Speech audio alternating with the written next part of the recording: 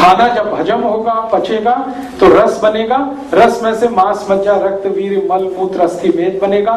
मल मूत्र की जरूरत नहीं है, शरीर उसको छोड़ देगा।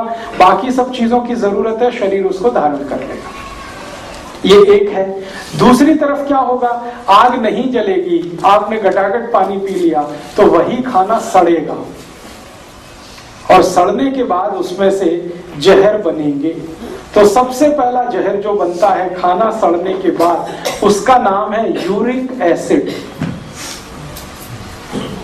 कई बार आप डॉक्टर के पास जाते हैं ना, आप कहते हैं मुझे ये तकलीफ, मुझे वो तकलीफ, तो डॉक्टर तुरंत डायग्नोसिस करके कहता है आपको यूरिक एसिड बन रहा है।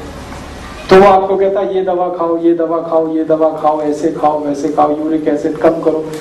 ये विष है यूरिक एसिड, और ये इतना खतरनाक विष है कि अगर आपने इसको कंट्रोल नहीं किया या बंद नहीं किया तो ये आपके शरीर को उस स्थिति में ले जा सकता है कि आप एक कदम भी चल ना सके, टोटली बेड रिडन हो जाए, बिस्तर पे ही आपको पड़ा रहना पड़े, पेशाब भी बिस्तर पे निकले और आपको संडास भी बिस्तर पे ही करनी पड़े। यूरिक एसिड इतना खतरनाक है, वहां तक लेके जाता है।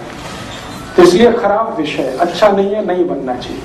और एक उदाहरण देता हूं, जब खाना सड़ता है तो यूरिक एसिड जैसा ही और एक विष बनता है शरीर में, उसी को कहते हैं LDL, लो डेंसिटी लिपोप्रोटीन, माने खराब कोलेस्ट्रॉल। डॉक्टर अक्सर आपको कहता है, आप जाते हैं ब्लड प्रेशर चेक कराने, डॉक्टर कहता हाई बीपी है, फिर आप पूछोगे कारण बताओ, तो कहेगा आपको कोलेस्ट्रॉल बहुत है। तो कोलेस्ट्रॉल कौन सा बहुत है, आप और ज्यादा डीप पूछेंगे तो कहेगा LDL बहुत है, लो डेंसिटी लिपोप्रोटीन। और इससे भी ज्यादा खराब और एक विष है, वो है VLDL, very low density lipoprotein. ये भी कोलेस्ट्रॉल जैसा ही विष है। अगर VLDL बहुत बढ़ गया तो भगवान भी नहीं बचा सकता आपको, कितनी खराब स्थिति है शरीर। और एक उदाहरण देता हूं, खाना जब सड़ता है पेट में तो इसी में से कुछ और भी जहर बनते हैं। उन जहर के कुछ नाम हैं, अंग्रेजी में हम कहते हैं ट्राइग्लिसराइड्स। डॉक्टर आपको डायग्नोस करके कहता है कि आपका ट्राइग्लिसराइड्स बहुत बढ़े हुए हैं, समझ लीजिए विष निर्माण हो रहा है शरीर में। तो कोई यूरिक एसिड के नाम से कहे, कोई कोलेस्ट्रॉल के नाम से कहे, कोई LDL के नाम से, VLDL के नाम से कहे, या ट्राइग्लिसराइड, समझ लीजिए ये सब विष हैं। और ऐसे विष 103 हैं, मैंने आपको 4-5 नाम लिए। ये सारे विष तब बनते हैं जब खाना नहीं पचता, खाना सड़ता है। मतलब समझ लीजिए किसी का कोलेस्ट्रॉल बढ़ा हुआ है तो एक ही मिनट में ध्यान आना चाहिए खाना पच नहीं रहा है। कोई कहता है मेरा ट्राइग्लिसराइड्स बहुत बढ़े हुए हैं, तो एक ही मिनट में डायग्नोस कर लीजिए आपके खाना पच नहीं रहा है। कोई कहता है यूरिक एसिड बढ़ा हुआ, तो एक ही मिनट आपको लगना चाहिए ये समझने में खाना पच नहीं रहा है, क्योंकि खाने के पचने पर इनमें से कुछ नहीं बनता। खाने के पचने पर बनता है मांस, मज्जा, रक्त, वीर्य, मल, मूत्र, अस्थि, मेद, ये सब पचने पे बनता है। नहीं पचने पर क्या बनता है, uric acid, triglyceride, cholesterol, LDL, VLDL, ये सब बनते हैं।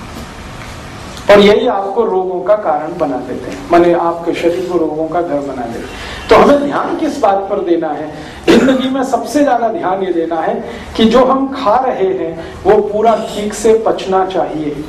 और खाना ठीक से पचना चाहिए, इसके लिए पेट में आग जलनी ही चाहिए, क्योंकि बिना आग के खाना पकता नहीं है और पचता भी नहीं। रसोई में आग नहीं है, आप कुछ नहीं बना सकते। पेट में आग नहीं है, कुछ नहीं पचा सकते। तो महत्व की बात है खाना खाना नहीं, महत्व की बात है खाने को पचाना। आपने क्या खाया, कितना खाया, ये इमैटेरियल है। कोई कहता मैंने 100 ग्राम खाया, कोई 200 ग्राम, कोई 500 ग्राम, ये इमैटेरियल है। पचाया कितना उसमें से, वो मटेरियल है, वो महत्व का है। आपने 100 ग्राम खाया और 100 ग्राम पचाया, बहुत अच्छा है।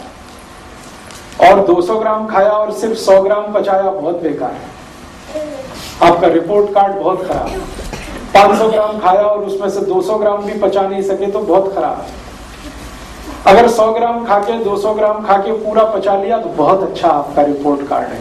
तो हमें ध्यान ये रखना है कि खाना खाना महत्व का नहीं, खाने को पचाना, और खाने को पचाने के लिए महत्व की चीज है अग्नि। तो अग्नि जलेगी तो खाना पचेगा। इसका मतलब खाना खाते ही पानी नहीं पिएंगे तभी अग्नि जलेगी, तभी खाना पचेगा, तभी उसमें से मांस मज्जा रक्त वीर्य मलमूत्र बनेगा। तो ये सूत्र दिया गया, खाना खाते ही तुरंत पानी नहीं पीना। कितनी देर तक? हाँ, बहुत अच्छा सवाल है।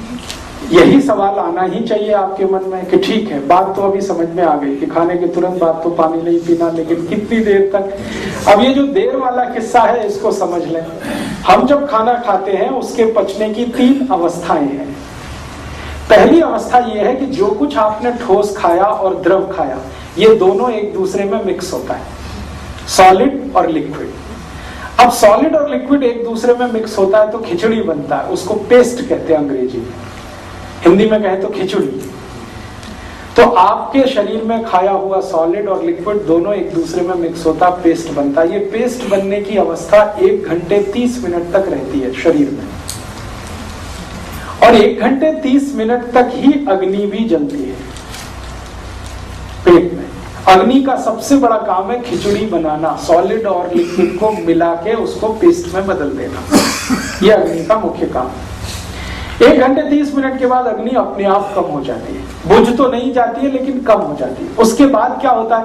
उसके बाद आपके खाने का रस बनना शुरू होता है। अब आप जानते हैं कि जब भी किसी चीज का रस बनेगा तभी उसमें पानी की जरूरत आएगी। आपको अगर मैं ये कहूं कि आम का रस बनाइए, तो आम का छिलका उतारेंगे, फिर उसका पल्प निकालेंगे, गूदा निकालेंगे, फिर पानी मिलाएंगे तभी रस तैयार होगा। वो पानी चाहे दूध के रूप में मिलाए या सीधे पानी मिलाए। चीकू का मैं कहूंगा आपको रस निकालिए, तो आप वही करेंगे, पल्प निकालेंगे फिर पानी मिलाएंगे। जब भी रस निर्माण होता है बिना पानी के नहीं होता, तो पेट में भी रस का निर्माण बिना पानी के नहीं होने वाला। तो जब 1.5 घंटे के बाद ही रस बनना है तो आप खाना खाने के 1.5 घंटे के बाद ही पानी पीना। कुछ लोग ऐसे हैं दुनिया में जिनको खाना खाने के 1 घंटे के बाद ही रस बनने लगता है, कुछ ही लोग हैं, बाकी सबको नहीं बनता। जो लोगों को 1 घंटे में बनने लगता है वो लोग हैं जो बहुत मेहनत करते हैं, खेत में हल चलाते हैं, फावड़ा चलाते हैं, पत्थर तोड़ते हैं, सड़क पर रिक्शा खींच के ले जाते हैं, हाथ गाड़ी लेके जाते हैं। जो बहुत मेहनती लोग हैं उनको पेट में खाना खाने के 1 घंटे में ही रस बनने लगता है। तो वो लोग जो ज्यादा मेहनत करते हैं वो खाने के 1 घंटे बाद ही पानी पी सकते हैं, लेकिन जो आपके जैसे मेरे जैसे लोग हैं, कम मेहनती हैं, हमको 1.5 घंटे बाद ही पानी पीना अच्छा है। तो क्लियर हो गया, खाने के तुरंत बाद पानी नहीं पीना है, 1.5 घंटे के बाद पानी पीना। और 1.5 घंटे के बाद कितना पानी पीना है? जितनी इच्छा करे उतना, 1 गिलास, 2 गिलास, 3 गिलास, 5 गिलास, आपकी जितनी कैपेसिटी है पीने की, जितनी प्यास लगी है उतना आप पी सकते हैं। खाने से पहले कितनी देर? बहुत अच्छा। अब ये तीसरा सवाल आ गया। तीसरा सवाल ये आ गया कि खाने के पहले पी सकते हैं क्या? खाने के बाद का तो समझ में आ गया 1.5 घंटे में। खाने के पहले वाली बात समझनी है। खाने के पहले हम पानी पी सकते हैं, जितना चाहे उतना पी सकते हैं, लेकिन समय का उसमें ध्यान रखना है।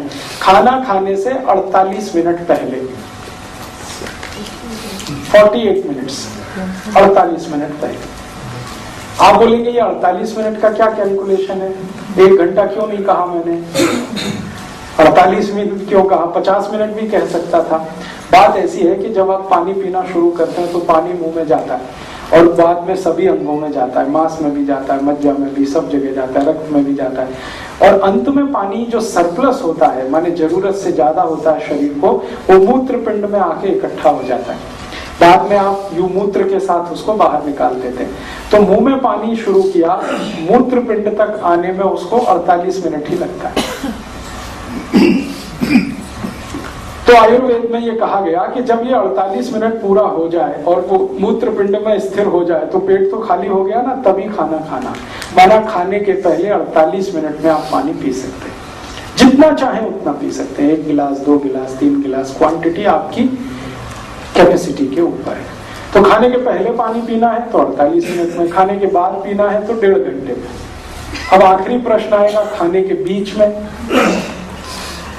बीच में पीने के लिए कहा गया है कि कोई मजबूरी है, कोई इमरजेंसी है तो पी सकते हैं 1 या 2 घूंट। तो इमरजेंसी मजबूरी क्या हो सकती है? मान लो खाना खाते खाते गले में फंस गया, अब मजबूरी आ गई, तो आप पानी पी सकते हैं 1 सिप या 2 सिप, ठीक है। और एक मजबूरी आ सकती है, खाना खाते खाते खांसी आ गई,